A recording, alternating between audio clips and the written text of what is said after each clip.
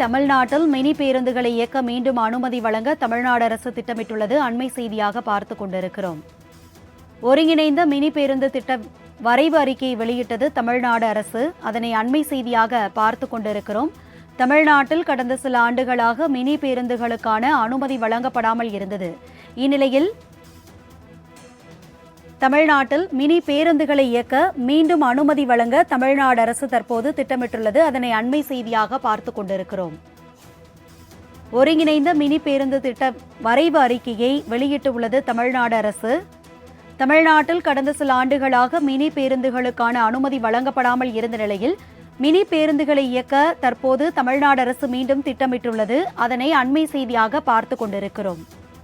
விவரங்களை செய்தியாளர் நந்தினி வழங்க கேட்கலாம். நந்தினி, இது குறித்த விரிவான விவரங்களை பகிர்ந்துக்குங்க. வணக்கம் அரசி. தமிழகத்தில் மினி பேருந்துகளை மீண்டும் இயக்க அனுமதி வழங்க தமிழ்நாடு அரசு திட்டமிடப்பட்டு அதற்கான ஒருங்கிணைந்த மினி பேருந்து திட்ட வரைவு அறிக்கையை தற்போது தமிழ்நாடு அரசு வெளியிட்டிருக்கிறது. தமிழகத்தில் கடந்த சில ஆண்டுகளாக மினி பேருந்துகளுக்கான அனுமதி வழங்கப்படாமல் இருந்த நிலையில் தற்போது அதற்கான அனுமதியை தமிழ்நாடு அரசு வழங்க முடிவு செய்திருக்கிறது. இதற்காக ஒருங்கிணைந்த மினி பேருந்து திட்ட வரைவு அறிக்கையை தமிழ்நாடு அரசு வெளியிட்டிருக்கிறது. இந்த வரைவு திட்ட அறிக்கையின்படி தமிழகம் முழுவதும் மினி பேருந்துகள் இயக்குவதற்கான அனுமதி என்பது வழங்கப்பட்டிருக்கிறது. சென்னையை பொறுத்தவரையில் தண்டையார்பேட்டை, ராயபுரம், திருவிக நகர், அண்ணா நகர், தேனாம்பேட்டை, கோடம்பாக்கம், அடையார் ஆகிய பகுதிகளுக்கு மினி பேருந்து சேவை வழித்தடம் வழங்கப்பட்டது. அதே நேரத்தில் திருவொற்றியூர், மணலி, மாதவரம், அம்பத்தூர், வலசரவாக்கம், ஆலந்தூர், பெருங்குடி, சோழிங்கநல்லூர் ஆகிய பகுதிகளுக்கு மினி பேருந்துகள் சேவை வழங்கப்படும் எனவும் தெரிவிக்கப்பட்டிருக்கிறது. அதிகபட்சமாக 25 கிலோமீட்டர் தூரம் வரை மினி பேருந்துகளை இயக்க அனுமதி வழங்கப்படுகிறது.